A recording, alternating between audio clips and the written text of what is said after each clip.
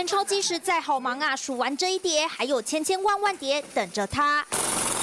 开工日忙起来，100元钞、1000元钞，通通都要算得仔细。700多万左右的现钞都是来自台南庆安宫。不过春节期间银行没开，钱该放哪里呢？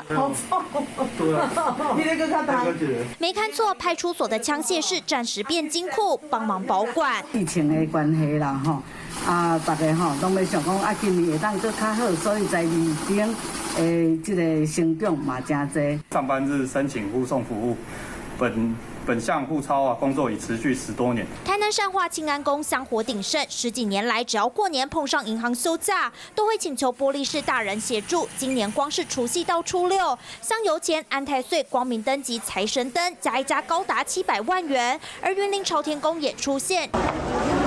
春节9天连假涌进86万多人，香油钱等也是满。游客还是非常多，没有影响。香油钱跟去年因为疫情的关系，跟去年大约也是差不多。人民保姆动起来，春节期间不休假，还出借枪械室。现在这些钞票顺利存入银行，春节期间限定的金库任务完成。华视新闻台南云林综合报道。想要获取更多新闻资讯，想要看到主播最新的动态，赶快订阅华视 YouTube 频道。